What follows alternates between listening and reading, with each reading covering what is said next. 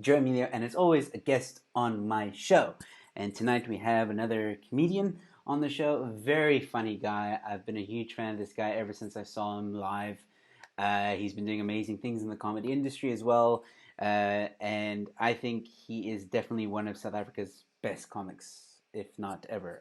Super funny guy. But before I bring him on, I just have a few things to quickly tell you guys. Oh, great. Matthew Turner is already checking in. Hello, Matthew. You still haven't told me if you're related to William Turner, but we'll get to that. All right, cool. Thank you so much, Matthew, for I almost called you William Turner. Matthew Turner for tuning in. It's good to have you with us. So, very quickly, guys. This is the last week I'm going to be doing this on Facebook. So usually these streams air at the same time, YouTube and Facebook. I'm not going to be doing it any longer. I want everyone to now move over to YouTube. It's better on YouTube, guys. It's just much better. The experience is better. Everything's better on YouTube. So just a fair warning about that. And also, remember that you guys can donate at any time during this interview to this QR code right here. It's going to be open. This donation box is going to be open for 2 days after this. So even if you're watching this after the fact, you can still donate up until the 29th of April at about midnight or just before midnight. That's when it closes. So please do, 10 Rand. If ever it's like 1,000 people donate 10 Rand, then that's awesome. No worries. And then the other thing is, ladies and gentlemen, please also remember to subscribe to my channel. I have a lot more interviews coming up this week and beyond. I'm going to try and keep you entertained, and I do skits, reviews, and other things. Now, ladies and gentlemen, without further ado, this man needs no introduction, so I'm not going to give him an introduction. And I want you all to go absolutely crazy.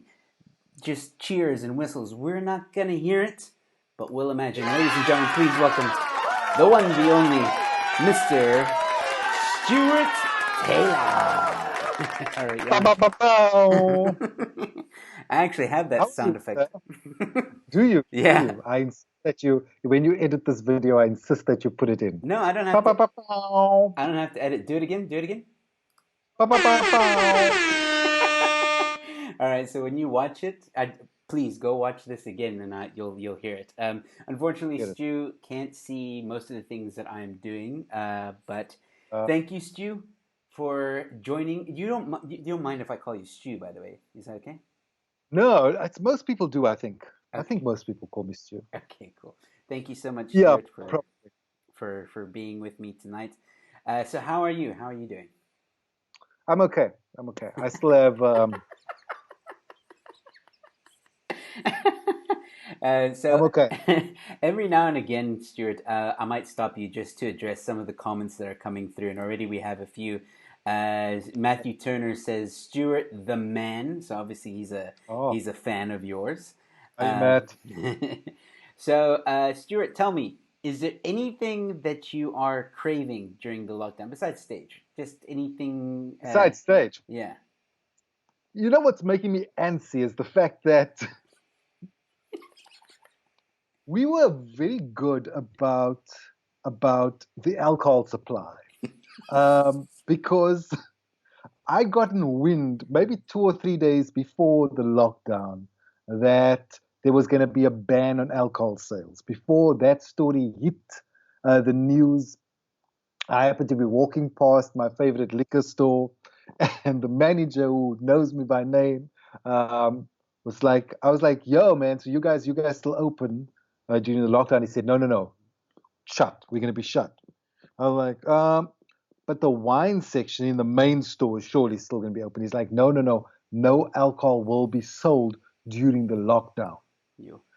That was on the Tuesday he said that. And then I said, fetch me a trolley. and and I pulled a Fortuna. I dropped the seats on the Fortuna. I pulled that bad boy up. Swiped 6 months budget because I may be here for 6 months.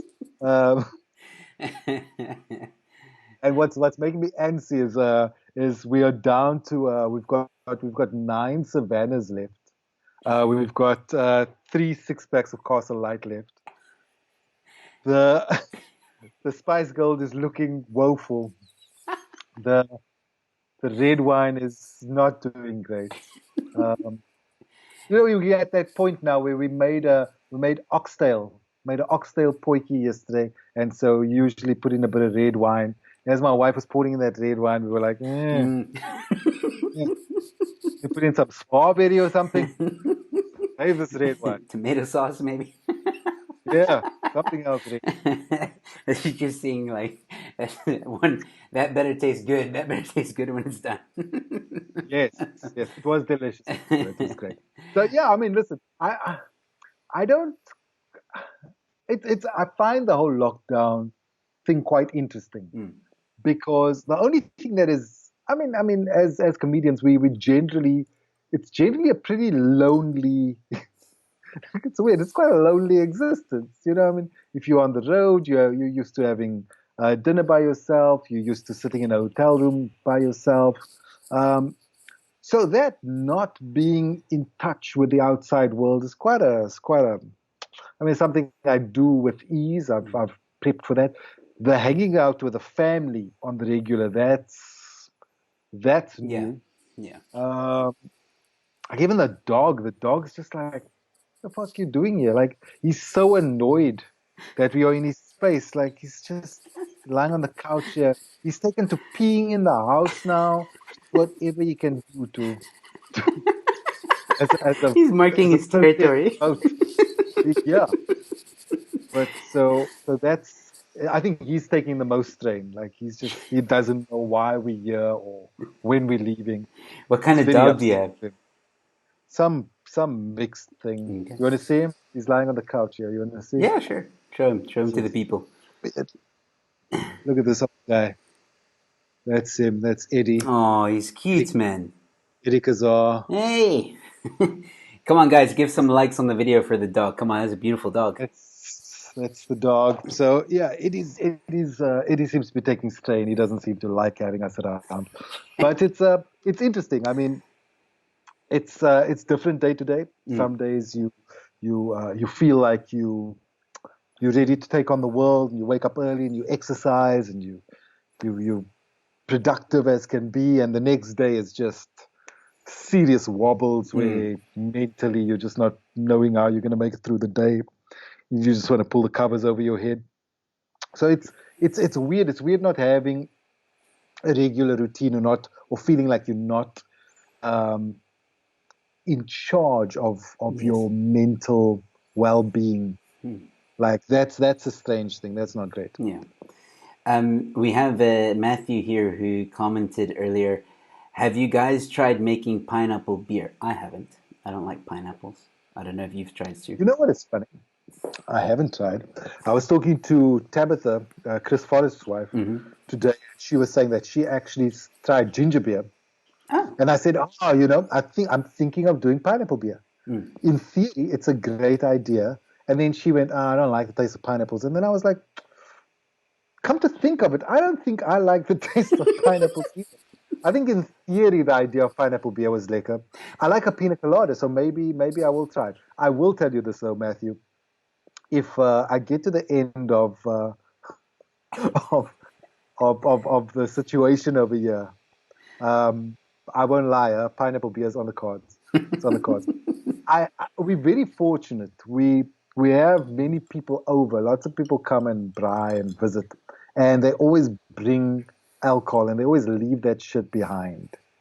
So I have a cupboard, at least one cupboard, filled with hard tack that I don't drink. I'm a very picky drinker. I don't drink whiskey, Oh, okay. and I've got so many bottles of whiskey here. I don't drink. There's many things I don't drink. So I've got a cupboard full of that, and then I've got a cupboard full of beers, all sorts of craft beers that I don't like, which people have left here. So I've got many things I can work my way through. I can work my way through the craft beer cupboard, Yeah. then the hard cupboard. So you see me at the spa buying pineapples. You know, work my way through the cupboards. Yeah, I'm thinking now while you're listing all this stuff, I'm like, yo, I hope your address isn't listed somewhere public because people are gonna start Googling where does Stuart live? Hey yo, available bottle of whiskey available to swap for Spice Gold. Oh man! All By right. the third light, by the third street light. Cool. So, what I always like to also ask the guest on my show is because obviously you're a comedian, and I found out something interesting about you. Which okay, I found this out a while ago, but I've been wanting to ask this question for a very long time. Uh, Correct me if I'm wrong. You started your career as a magician, not as a comedian. That's correct. I used to do magic tricks. This is a trick called the French drop. You take the bottle top, you blow on it, you make it disappear. So when I was a kid, I started doing magic. It's behind your ear. There, it's behind your ear. All right. When I was a kid, I was fascinated with magic, and I went to a place called the College of Magic. I found when I was in grade 7. I went to this open day, and there were all these kids doing magic tricks, and I was like, "Wow, it's amazing! It's like Hogwarts." Um, and I asked my parents if I could join this thing, and they were sort of like, "Well, if you fill in your own forms." This is many many years ago, where they said, "If you fill in your own forms and post it off yourself." So I Because filled in that's my a forms. I challenge. That's posted. a challenge for a kid. Yeah, I Yeah. was exactly. It was this idea of, well, if he's got enough dedication to do that, then he'll do it. But I mean, I love magic tricks, and I used to buy those magic tricks at the sort of toy aisles of whichever stores. Um, Found the College of Magic, joined the College of Magic, and started there when I was in grade 8. Graduated when I matriculated. Met amazing people at the College of Magic. People like Riyad Musa was in my class. Oh. Conrad Koch was a year ahead of me, and just made amazing friends. And in fact, those two are the reason how I got into comedy. Because when we got to our sort of, we were at varsity. I mean, we were doing sort of close-up magic. That's where you act with a bunch of varsity kids and you say pick a card. Mm. Um, and trying to pick up girls like that, which is pretty much the only Pick a game we girl. had. Pick a girl, any girl, and they'd all go ew.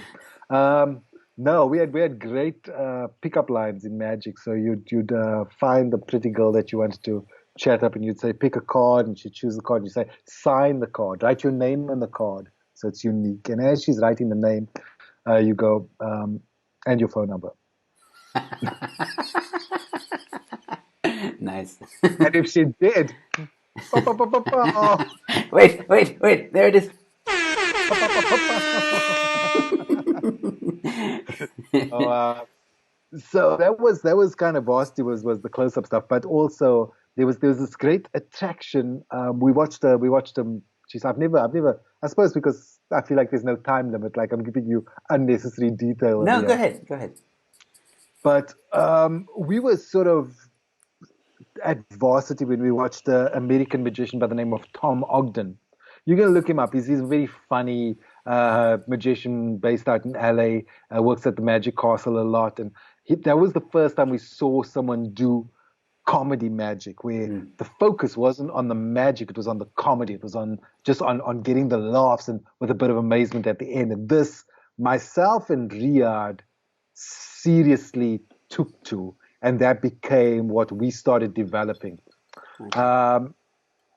By the time I was getting ready to graduate from varsity, 1999, early 99, um, there was the UCT drama department decided that they wanted to run a comedy night at a bar in Rondebosch called Barney's. Mm-hmm. And they did it one week and was very successful, and they did it another week, really successful. Conrad was headlining it because he was a person who actually had a set. I mean, he was a ventriloquist and been doing it for many years. Riyadh did one or two on the trot, and then Riyadh couldn't do the third one. So he called me up. He said, "Yo, Stu," I wasn't at UCT, I was at Stellenbosch. He called me up. He said, "Yo, come through to this thing, do 5 minutes of magic, but make it funny." Mm. Dave Levinson was hosting that night, and he'd just gotten divorced and was miserable and angry. And he said, "This next guy does fucking magic," and dropped the mic, walked off stage. Wow, he's angry. Uh, I was on stage. And, I'm having to fumble and pick up a mic because because this douche had just introduced me that way. But it sounds like him, to be honest. Exactly. He still introduces acts like that, if you're perfectly honest.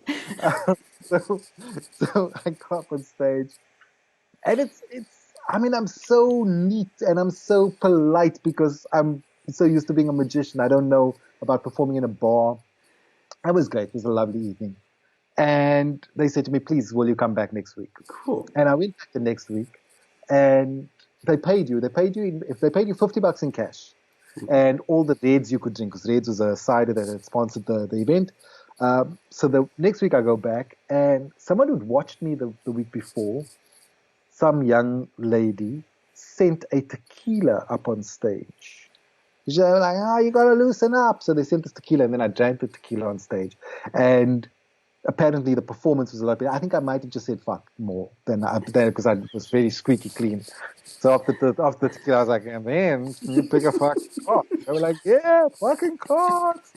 Uh, and then that became a regular thing. Like it became, I would I drive from Stellenbosch to come home, go do the gig on a Thursday night, and stay over in Cape Town, and then go back to Stellenbosch on Friday morning. Earn that $50 and drink all those reds. And this is back in the day when drinking and driving wasn't just legal; it was encouraged. PU, PU, and so yeah, so that was my start. And by the time I graduated, there were comedy club. Basically, what happened was one woman, her name was Sam Pierce. She sort of rallied all of those acts together. It was the likes of Mark Ottering and Paul Snodgrass, Dave Levinson, Riyad Musa, Conrad Koch, myself, a guy named Van Eck Olivier, Jason Cope was there, and there was one or two people. Phil Broster, who was a lecturer at UCT, and one other person. There were about 10 of us in the beginning. And we had this meeting, and we said, okay, cool, we're going to start the Armchair on a Sunday night. That's going to be our regular venue. And she's going to get all of these other venues up and running. So by the time I graduated, it was the heyday of Cape Town comedy. I'm talking about you could work in a 7-day week, you'd maybe do about 10 gigs a week, 12 gigs a week. You'd literally Wow. have to double up most days. Yes, this woman was a machine. I mean, she had gigs happening from Belleville to Brackenfell to Planet Hollywood in town to they were just gigs. There wasn't a suburb without a gig. If they Wow. and most were weekly, and all of them paid. What? What? Yes, So there were no free gigs. No one did. There were no open mic gigs. There were no free gigs. so let me let Every me let me ask you paid gig. something about that then.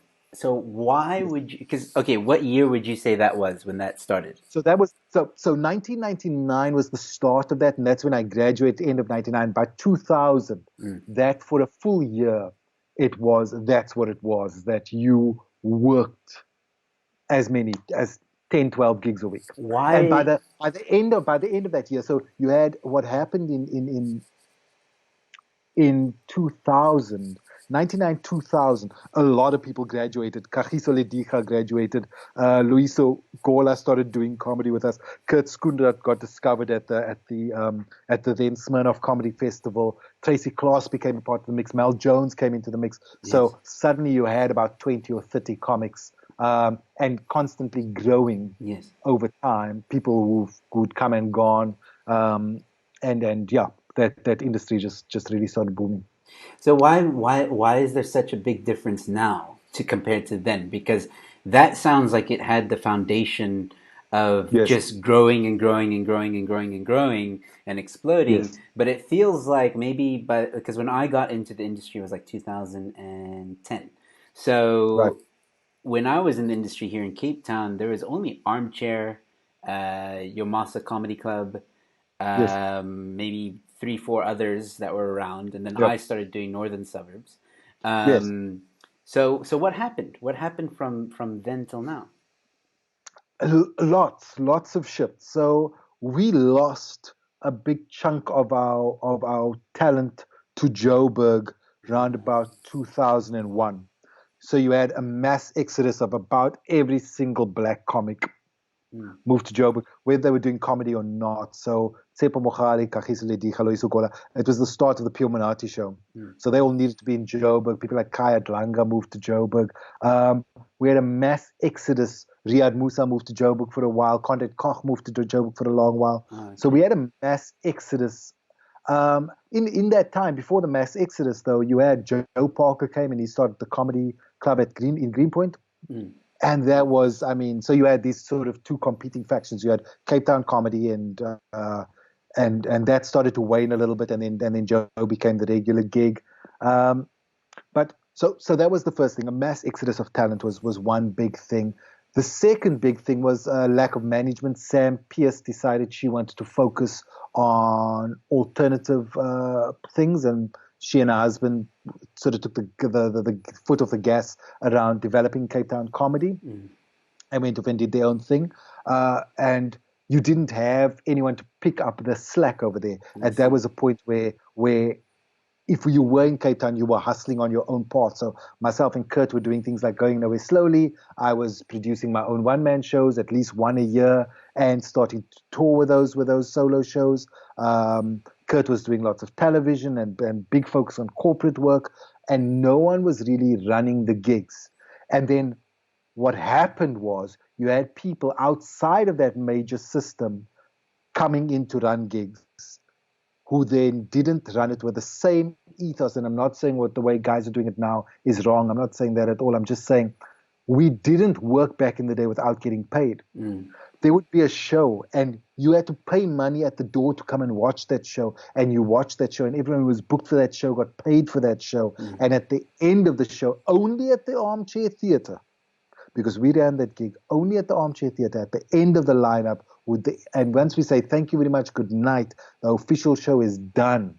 But if you want to hang around, we're having a quick break, and then the open mic section starts. And that's where we found people like Brent Palmer came out of that. I mean, I remember Brent Palmer sitting in the front of that Armchair Theatre week after week after week, 10 weeks in a row, 15 weeks in a row. And one day they said, who wants to do this? And he put up his hand, and he used to just sit there, this like really taking it all in. And he got up on stage and he killed it. Nice. Because he arrived with such a clever premise. He arrived with this premise of going up. So I want to tell a joke. It's about a woman from Grassy Park. No. She's from Loudstriver. No. She's from Retreat. The thing is, it's the difference between being from Grassy Park and then he just went in and he did the stand-up thing. Anyway, but about the joke, right? So she's driving down the M5. No, she's driving down the M3. The thing about the M5, and then he'd kind of wax lyrical and do a bit of comedy in between. And at the end, there was no punchline to his joke. And it was just an amazing stand-up comedy debut. So that was the only time we did open mic slots. The rest of it was all like people were grinding, man. People were working. That's very interesting. It's almost sad in a way that these guys just left to Joburg. I mean, I understand and I get it. And some of the guys, even today, they also go to Joburg because that's where, well, they say that's where the money is. I don't know if you agree with that or not. But yeah, I mean, I don't know. I thought like maybe before this whole epidemic happened, there was a lot of gigs in Cape Town, like a lot. But Yes, to your point, they don't all pay, which, there's a big correct. debate on that. But that's actually very interesting. It's very fascinating. Thank you for sharing that with Yeah. me. Is there how long have you been doing comedy, would you say? So, well, then professionally, I mean, I graduated in 1999. I remember one of the last magic gigs I did. Riyad and I used to do a double act. Nice. We had a double act. And the last time we performed that was New Year's Eve 1999, the whole changeover. Maybe the world's going to end. Did a big gig at the waterfront. And we were one of the final, I think, like, I want to say Earth, Wind and Fire performed at the waterfront. No. This is going to be weird, like Earth, Wind and Fire or Al Jarreau, like one of the two. But I think it was Earth, Wind and Fire. And we were the act before the main headliners. And it was a fun comedy. The premise was that he's up there and he's doing magic and I'm getting pissed and I heckle him and he gets me up and he tries to, and then he sort of challenges me to try and do what he does. And I'm sort of drunk, but I'm getting it right anyway. So like he Okay. had two linking rings, and he'd be doing it in a very suave way, and I'd just be pissed and linking it to his rings and all sorts of fun. And he'd storm off, and I'd finish the show. Um, and we performed that double act maybe about 3 or 4 times. Once at the Galaxy. Nice. Even the Galaxy used to do Yeah. comedy once a month, bro. So, West End had Sundowners once a month, but the Galaxy used to do comedy from time to time. And no one told the bouncer that I was part of the show. So I started heckling him, and the whole audience just stares at me No. like, fuck off that, because they're loving him. And I started walking to the front, and as I put my one foot on the stage, yo, a bouncer grabs me, and now I'm being flung out of the club, and I'm trying to do in my best ventriloquism, just like, I'm part of the show, because I want to destroy the illusion. And the manager, Sam Pierce, she's standing at the top of the bell. She's like, sweetie, leave him alone. It's okay, sweetie, just let it, sweetie, just let the show happen. It's okay. Leave him. Riyadh can do it. She doesn't want to destroy the illusion anyway, eventually. I'm like, dude, I'm in the fucking show. Because Riyadh is like, yeah, man, let him come up, let him come up. Anyway, so you learn that you should let other people watch them. Anyway, 2000, on and off, I'm still doing lots of magic in what I do and little bits more comedy, and it starts to grow. And as the year progresses, I'm just getting more and more annoyed with the fact that I've got to carry this bag of tricks Mm. with me wherever I go, and these assholes just arrive with nothing. So January, the 4th January of 2001, I get up on stage for the first time, and I close the first half. Kagiso Ledigo is headlining. I close the first half with the Armchair Theatre without anything. No magic, not a single deck of cards in my pocket, nothing. And I do my first 15 minutes in January of 2001, and that was the start. Nice. So here's the follow-up question to that. Is there a gig that is possibly your most embarrassing gig? Yeah, there's one that's to mind immediately, which is there was one comedy sundown at West End. West End was an interesting gig because it was a corporate sundown. So people were getting pissed from 5 o'clock in the evening. And I mean, it was all lovely. They'd have the comedy at about 7 when before things went pear shaped. And I'd watched a couple of performers Mhm. perform, and it was always amazing when they got the performer on their side, when the performer got the audience on their side, and they'd kill it. Literally, Andy from the Galaxy would get up on stage in his white suit and go, "Okay, quiet." And even people on the dance floor, I mean, they're jazzing, and the dance floor is packed. He'd be like, "Okay, comedy time. Uh, here's Mark Sampson." He'd get up, and you need your first line. It better be Mm. fire to get them, right? And I mean, I watched people like Mel Miller just absolutely kill it in that room. Okay. Um, and on this particular, for some reason, they're like, "Yo, man, you college, you should probably just headline this motherfucker." So Mark Sampson is there, and Dave Levinson is supporting. Oh, why not let Dave host the headline thing? Yeah. But I've got to headline this thing. Yo, man, like death at another level, like a different kind of, like it started where like there was a pitter patter of chatting, and then I could kind of see the people at the bar turning Oh from the no. face stage to facing the bar, and then a rumble of sound, and then eventually I couldn't hear myself because there were basically whatever 2,000 people in a club talking to each other at the volume we talking to each other without music, and I can't hear my voice through the PA. All I can hear is people talking. And then some dude just walked past me. He was like,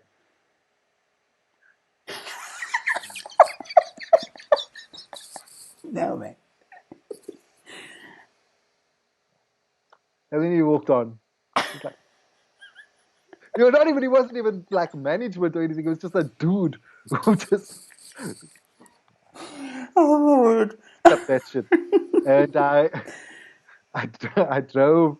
I was staying in a separate entrance in at my parents' house, and I drove home, and I seriously contemplated going back and finishing my master's in zoology, in animal physiology.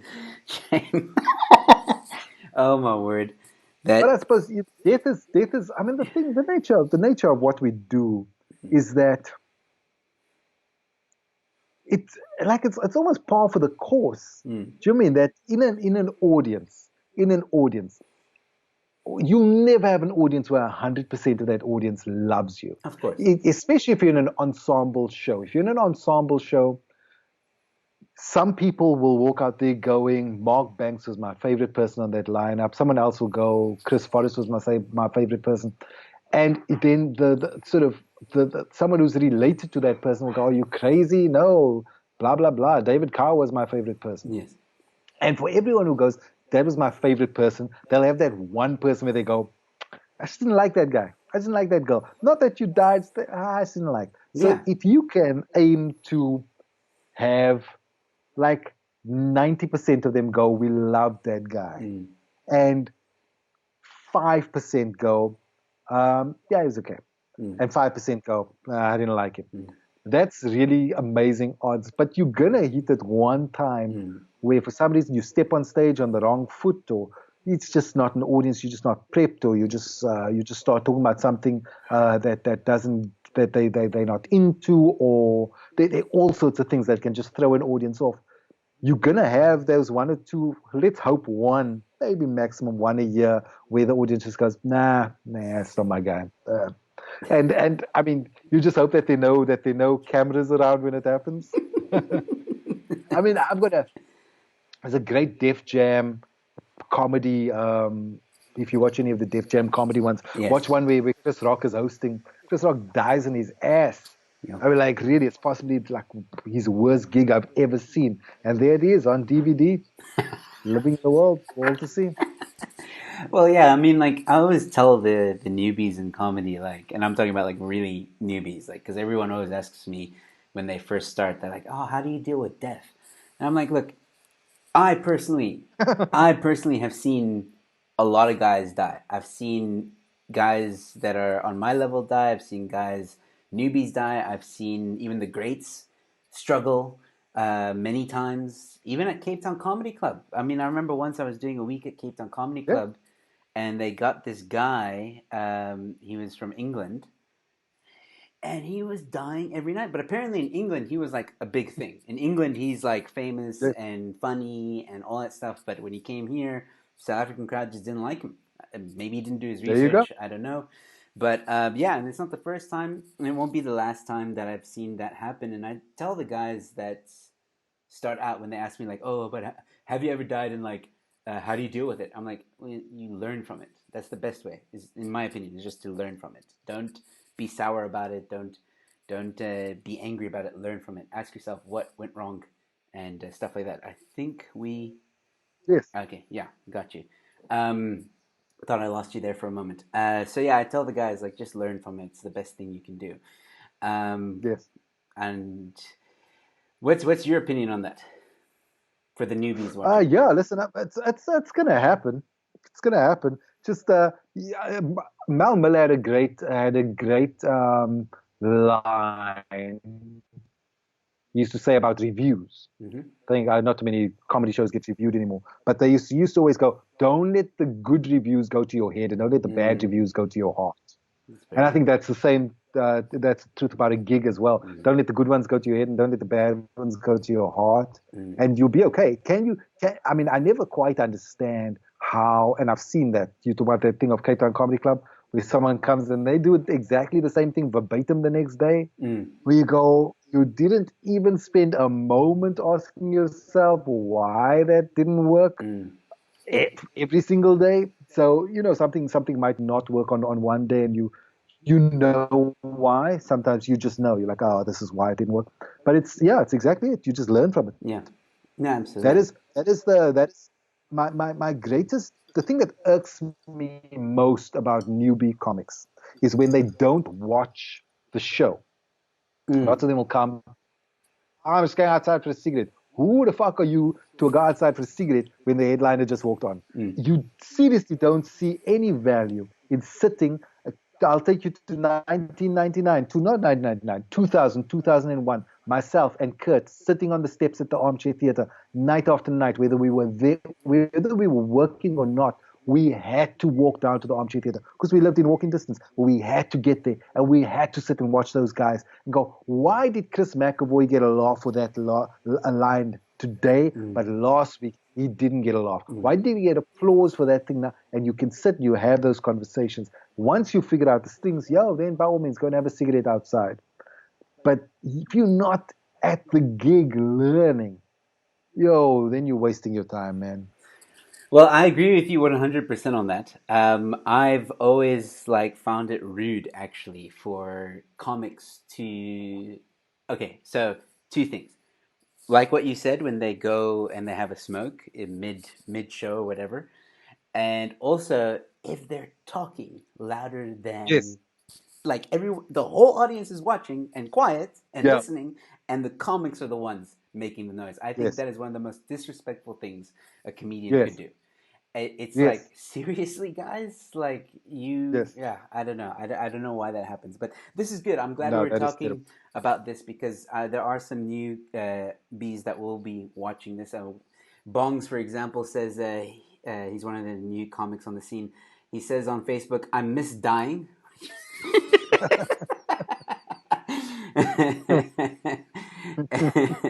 Which is quite funny. Thank you, Bongs, for tuning in.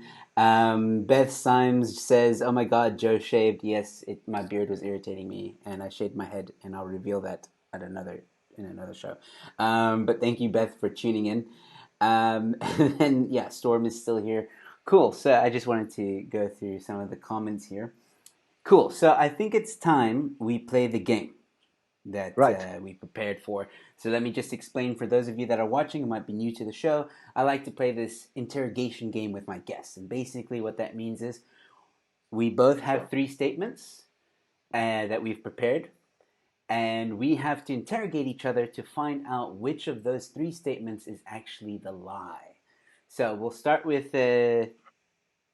Do you want to be the one interrogating, or do you want to be the interrogator first, or do you want to be the guy who You can interrogates? you can interrogate first, so I can figure out at which level of interrogation we are going to. Is this some magician stuff, magician technique now that you're using? Yeah, but for a magician's force. All right, cool. So I'll interrogate you first. All right, cool. So Stu has Oh, prepared some statements, and I have right. to. I have 2 minutes to try and figure out which of those statements is the lie. So I'll ask him a number of questions that I'll come up with, obviously on the cuff, and yeah, we'll see if I can figure out which one is the lie. For those of you watching, please comment. I'm going to read the statements, and then you guys can comment in the comment section or on live chat. You can try and help me figure out which one you think is the lie, and we'll see if we're correct. So what I'll do is I'll read the statements first, then I'll start the timer. I'll keep you updated with how much time I have left. Um, Okay, so first statement is I was part of a group of researchers looking into frogs in Stellenbosch changing their gender because of the high concentration of estrogen in the drinking water of that municipality. Okay, that's a mouthful. I was once arrested, simple, and I had a vasectomy on the day before the lockdown. Sure. Okay, here we go. 2 minutes starts now. How long did it take you to recover from the vasectomy?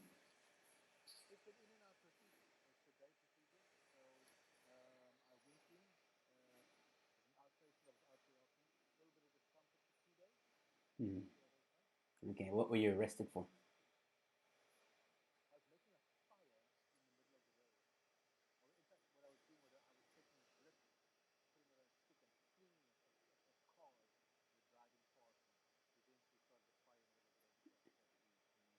So you weren't part of a protest.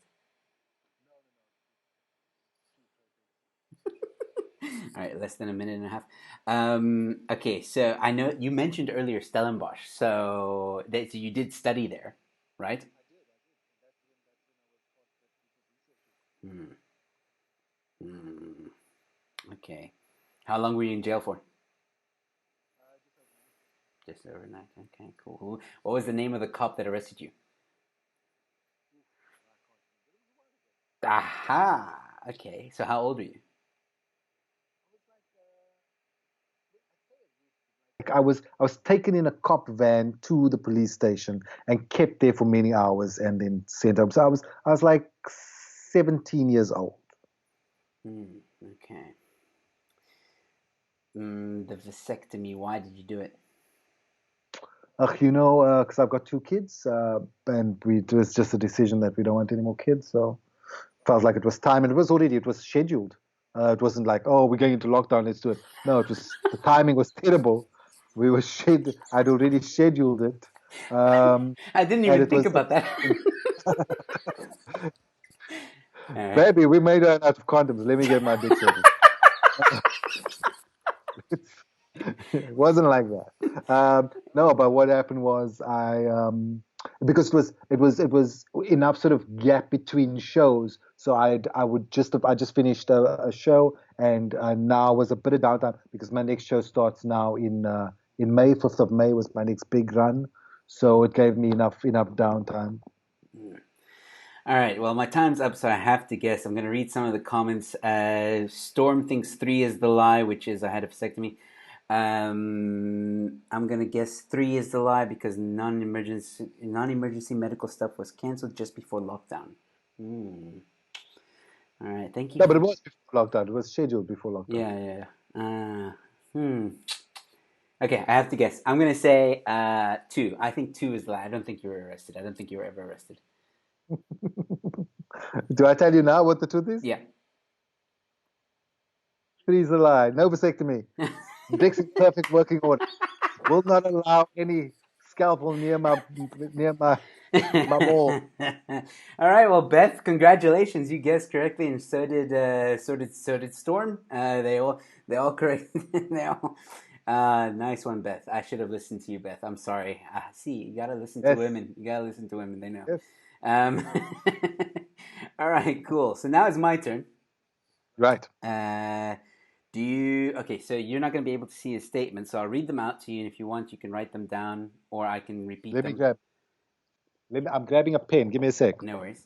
So I'm going to pop these up quickly. I'm going to restart the timer. There we go. And then we're going to do me. So You have to remember, start guys. the time after you read this. I After you will. read the I will. statements. Don't worry. Right.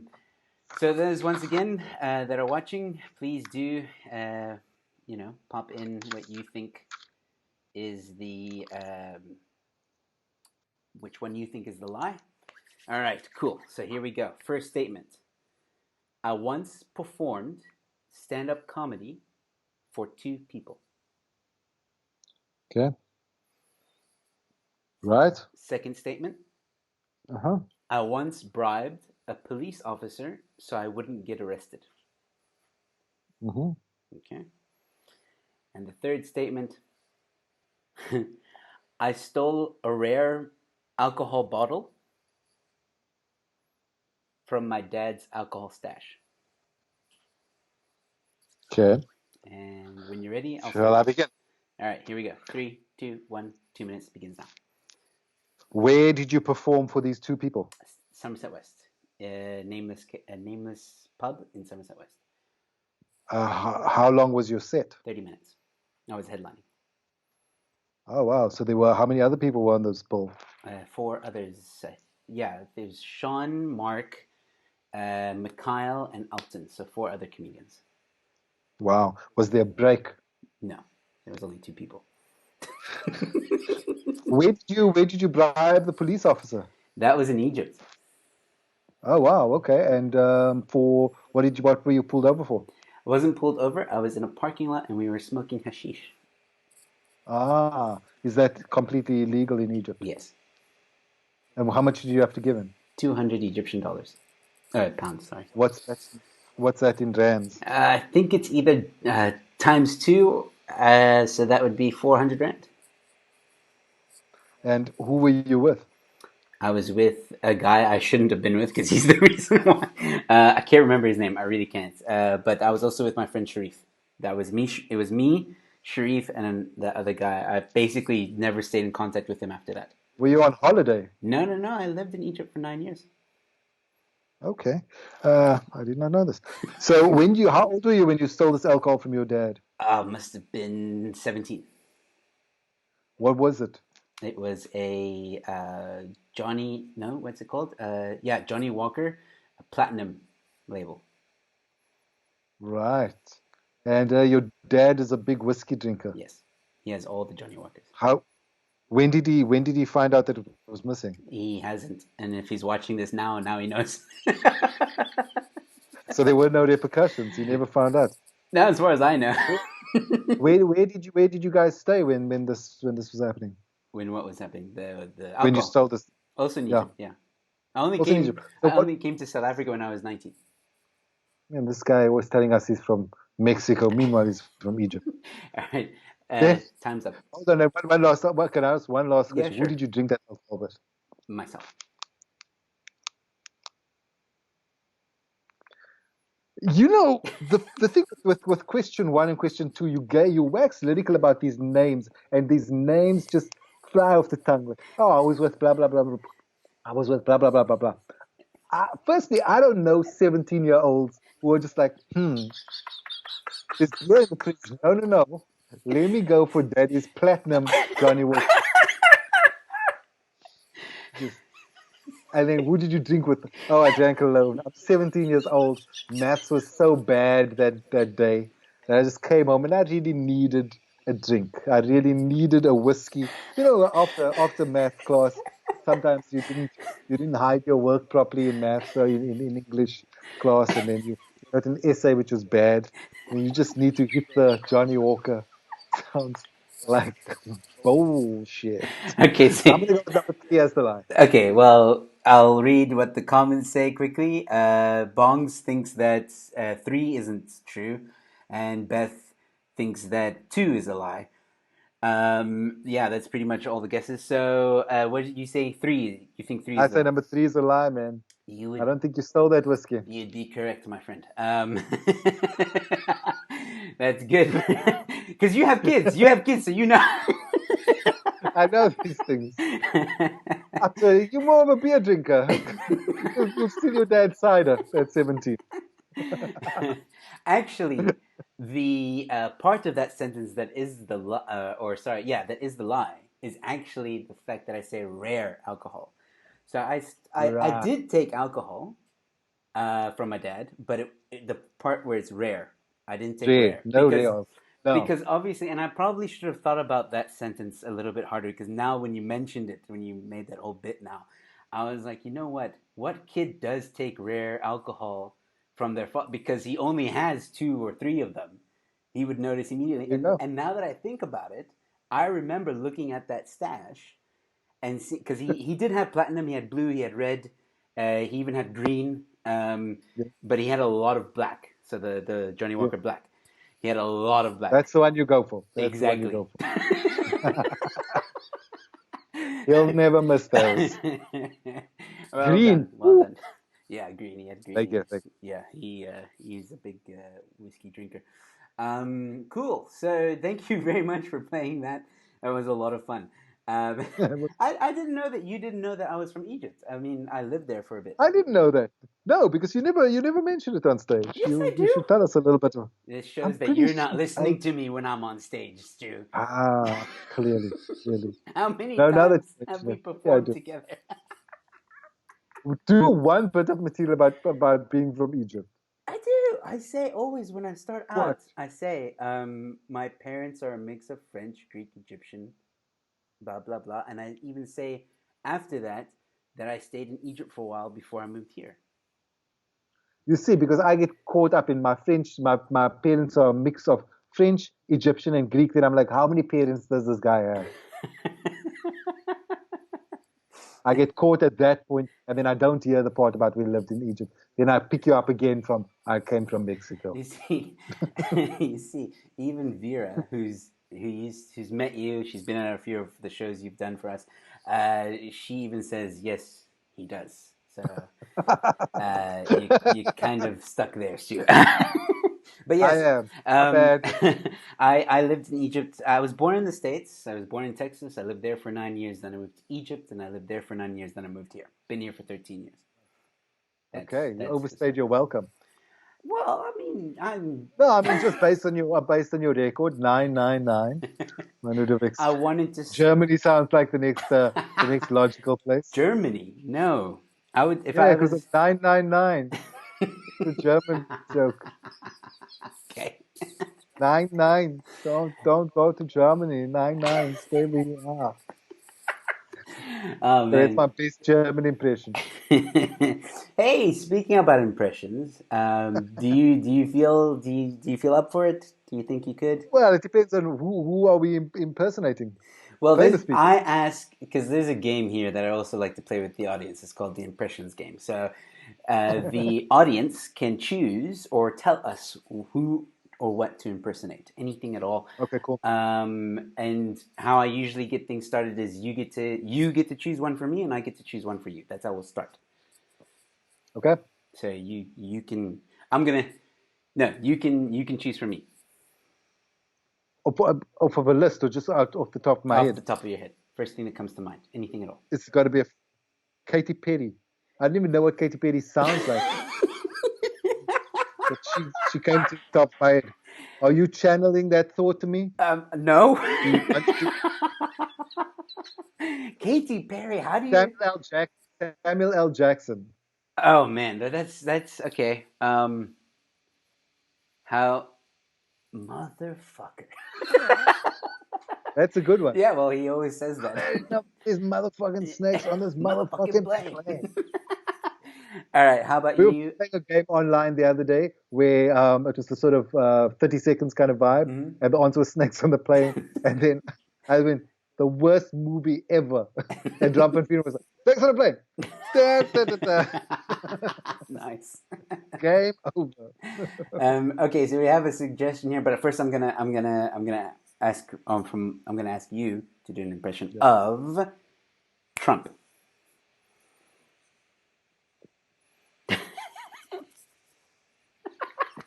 You gotta drink you gotta drink, you gotta stay healthy. We're gonna look into that. I think we're gonna look into that. You gotta drink the bleach. Are we looking into, you gotta have the light. You put the light up your ass. Uh, it's gonna be a beautiful light. It's gonna be the best light we ever had. It's gonna be a light better than the sun. But we're gonna do it. Our scientists are gonna do it, and we had a meeting with God, and He said we can make a light better than the sun, and we're gonna start putting up people's ass, and that's gonna cure the corona. Dude, that was brilliant. Oh, thank you. That was terrible, but thank you. That was good. All right, so Bongs wants us to do an impression of Chinese or Russian. I'm terrible at Chinese. I cannot do Chinese. I'll try the Russian. You can go first, though. Right. You want to do Russian? I think we both do Russian. We talk to each other. It feel like Vladimir. Vladimir Putin. My name Vladimir. What's your name? Stalin. You are Stalin. I'm Vladimir. Yeah. Which is a couple of dictators. Da, A couple da. of dictators hanging around around over here. Do you It's drink? weird because now I almost feel like it wants to blend into like a Goodfellas kind of. Can you believe this guy? Can you believe this guy? Do you drink What a, vodka? Where's your vodka? can you believe this guy? Where do you get the balls? Where- Where do you get the balls? That's what I. Can you believe this guy? Hey Tony, can you believe this guy? Where the fuck does he get the balls? That's what I want to know. Italian. You I just went don't know. Italian. Uh, like a default setting. Sorry, You sorry. actually, now that you went Italian, while you were doing that, I was like, oh my word, this guy looks like Tony Danza. You must remember Tony Danza. You look like Tony Danza. I was like, oh my word. Do I? Yeah, Stuart looks. And I look like Tony Danza. Tony Danza is not going to be happy with you right now. I think it's because I haven't cut my hair. And I've got Alyssa Milano on my mind. All right. Oh man. Okay, so we had a bit of fun there. I'm gonna get back to talking about you for a bit. We're almost done with an hour. So, final question, and then what I'll do is I always do this with the guests. They get their final moments with the audience, just to give them a nice, lovely message, or tell them how you really feel. Whatever you want to say. Nice final moment with the Right. audience. So, uh, okay, I might have two questions because this one is quite a quick one. I think. I hope. I don't know. How does your wife It's feel? never a quick one with me. How does your wife feel about the book that you wrote? I think it was what was that book?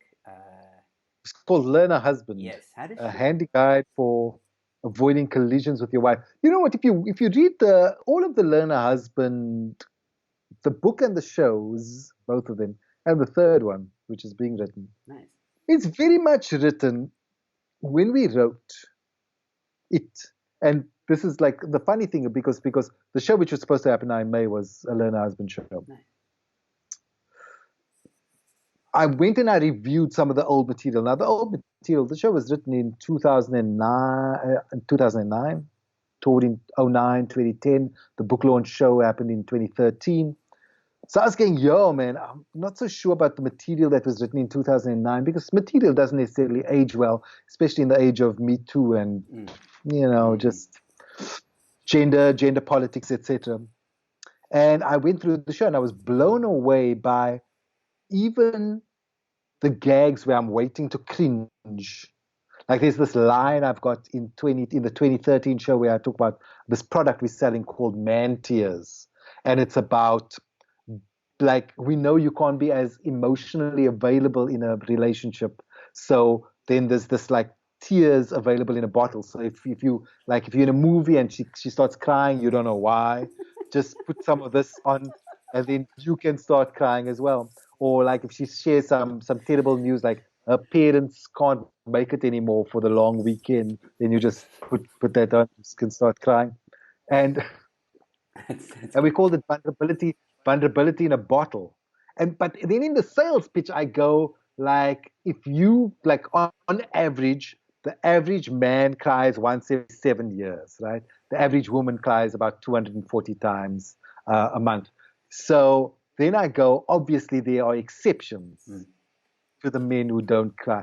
Obviously, psychopaths, actors, and then the third one, then I'm like, oh shit, what you gonna say? And then I say psychopaths, actors, and Justin Bieber fans. Then I go, wow, that was like 2013. That was a cool thing. Like Mm. it's like on the right side of the gender thing. And then I sat down with Heinrich and I was like, yo, like that was it was refreshing because I wasn't sure where we stand in terms because some material doesn't age well. And then he reminded me that when we wrote the show, we had this distinct idea that women are the people who buy tickets Mm. to a show. So you got to write a show for women. So Learn a Husband, well, the title is called Learn a Husband. The truth is, when we write the material, we're well aware that at least 50% of the audience is women, often 60% is women. I did that show at Noordhoek. I did it once at the Baxter one night, this sort of new work in progress version, and then one night in Noordhoek. There was two men in the audience. Wow. The rest were women. Yep. And it often works out that way that women come and they go, I'm not going to let my husband watch this shit because I don't know what he's going to say, but I'll go and see and I'll go and take my girlfriend. And so we have lots of women. So we have to write it. And it's not about like man bashing for an hour. It's not like that. It's just that we write from a perspective of, yes, I'm so confused, but it's Mm. not because of you that I'm confused. It's because of me. And there's a chapter in the book when I explain my wife's response because she kind of walked past my computer when we were busy writing the show and she's like, what shit are you and I busy with? And she was very skeptical about it. Yeah. But the moment she watched the first show, from the first preview, she became a big fan of it because she went, oh, okay, cool. That's what it is. It's a sort of tongue-in-cheek, I'm taking men on a course. Like, Mm. we're going to, come on, guys, let me teach you how to do this thing. But it really is just a piss take. And it's never a piss take about us being right and women being wrong and bad mouthing women because it's ultimately only about my perspective. It's not about how to be a wife or where my wife gets it right or wrong. It's about me and my relationship to this marriage. Mm. So that's what it is. So she's fine with it because it's not about her per se. Mm. Well, that's amazing. I did watch some of it. I have watched some of it. I think it's brilliant.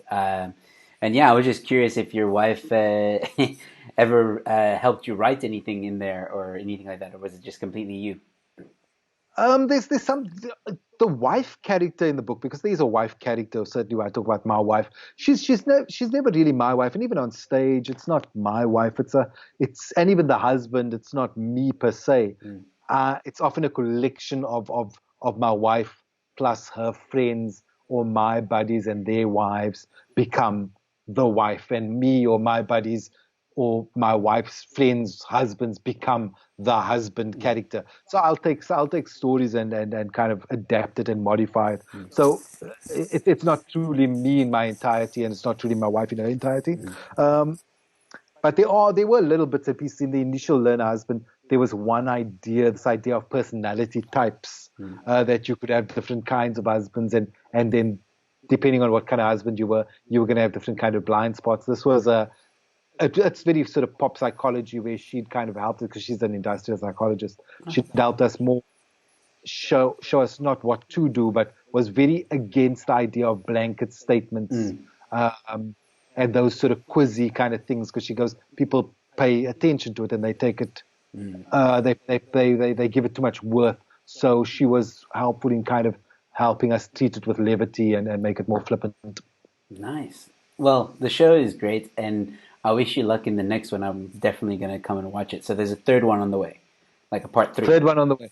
Yeah, it's just the idea that when the book was written, like the world was a different place. Yeah. Like I talk about how in the beginning, like chapter 1 is about don't let your woman catch you staring at a beautiful woman. Like that's a big thing. When even in the prequel to Learn a Husband, I had written about this concept of K53 for husbands, like a test where you learn to be a husband.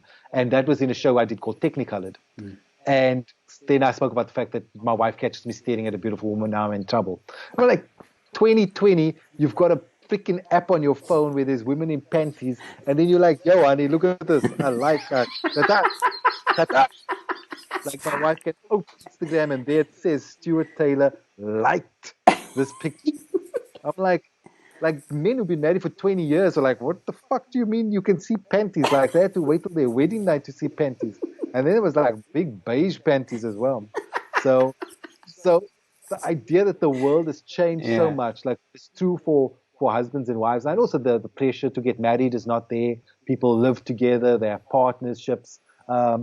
And where does that leave the institution of marriage, and what does that mean for being a husband? So the new Learner Husband deals with that new world. What does that look like? What does that feel like? Where there are pressures, where there aren't pressures, and just it's just navigating the completely new rules available to us, and it's fun. It's a great fun show to do and a fun show to watch. Well, I cannot wait to watch it, man. I've loved your stuff. I've seen it on YouTube, and watching you live is always fun. Okay, sure. So just before you go, I want to address this one question, and you can give a very short answer to it. It's from Bongs, who's a new comedian. He wants some advice from you. He's asking, Stuart, how do you know, or how can you tell when a comedian is ready for a one-man show? That's a tough, interesting question. There's always been like these two schools of comedy in this country and it's because of the people who came before. So in Joburg, typically your goal is to perform on one of the big comedy stages. You want to be on a blacks only and do your best 12 minutes and be the funniest person in that space. Whereas in Cape Town, we had the likes of Solly Philander and Mark Banks set a foundation, and that people like Mark Lottering came and stood on. And then even people like Joe Barber, even though those were double acts, it was still this idea of you do a theater show and it's a run. And that just became the norm, which people like Nick or Griard or myself kind of clicked into that. Oh, you build towards your next one-man show. When are you ready? I don't know. I mean, your first one-man show ultimately ends up being like your funniest hour. Mm-hmm. Once you've got an hour and it's funny, you go, oh, shit, I'm going to do a one-man show. Mm-hmm. The second one becomes a slightly more difficult thing, and which is why I always kind of wrote around themes. When are you ready? I'll never prescribe that. I'll never prescribe that, because I watched the documentary where many, many older comedians said, who the fuck does this Trevor Noah guy think he is doing the lyric? What the fuck? You haven't paid your dues. Like, the idea that there are certain steps you've got uh, certain rungs on the ladder you've got to step on before you get to the top. I wouldn't want to prescribe that for anyone. If one man shows is what you want to do, then that's what you do. I mean, someone like Kagiso Lediga did his first one man show 18 years into his career. Do you know what I mean? And by that time, I was on one man show number 10, and we started at the same time. But it doesn't does it negate what he's done as a comedian? No, because he just had a different direction he wanted to go into. So it's you just kind of ask yourself, why is it that you want to do that solo show? And I think partially it's because sometimes it's easier to find the performance spaces to do something yourself.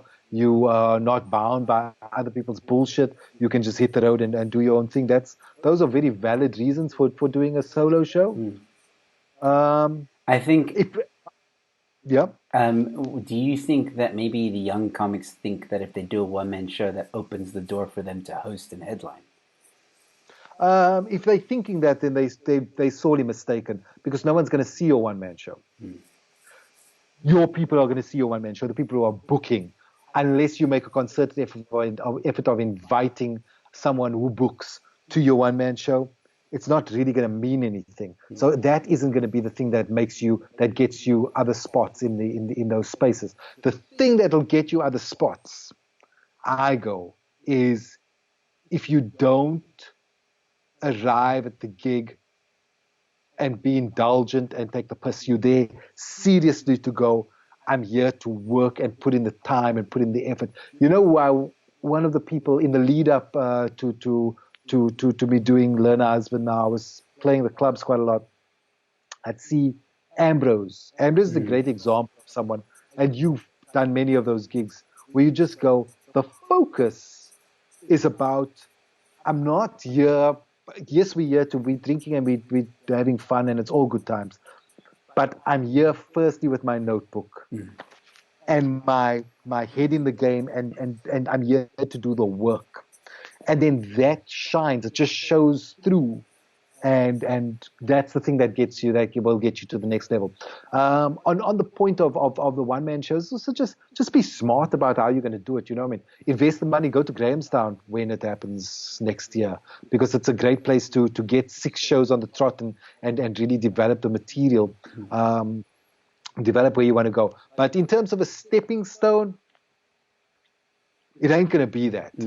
I don't perceive it as being that. You'd have to do. I mean, having said that, everything I say, the opposite is also true, because there might be just enough hype around you and that show, and you go, wow, that was amazing, and then suddenly someone is booking a gig and they go, oh, listen, oh, geez, oh, Joey Media was doing his one man show. I should get him on this bill as well. He's just gotten great press, or he's just gotten that was doing very well on social media. The one thing it will do is put you top of mind for some people. Yes. And that's always useful when it comes to being booked. Yes. I agree with everything that you say. There's really nothing that I can add. I think it's perfect. And that's just the nature of stand-up comedy. Our art is, I think it was at the Comedy Con at Cape Town Comedy Club. Someone, I can't remember who now, but one of, these big comedians said, in comedy, for everything that is true, the opposite is also true. And that's true. Yeah. I think it was me. I think I said that. Could have been, yeah. All right, cool. So I'm sorry we've gone a bit over time. Thank you so much, though, for being on the show. I'm going to give you a moment to give your final words, and then you can stay on Skype. I'll chat with you just for a few moments afterwards, or if you really need to go, you can just cool. hang up. So yeah, Stu, is there anything you have to say to our audience? To the audience, man, listen, we don't know when we're going to see you live again. This is, I think most comics are finding themselves in a particularly strange place, because we are becoming more and more aware. While we always initially thought, this thing will blow over very quickly, I think we become more and more aware of the fact that we don't know when we're going to see you again. It's not in level 2, it's not in level 3 or 4, it's possibly in level 1. We'll see. And even in level 1, they say no more than 10 people. So I guess once this whole thing is gone, we'll see you again. Until then, There are amazing people doing amazing things on these platforms.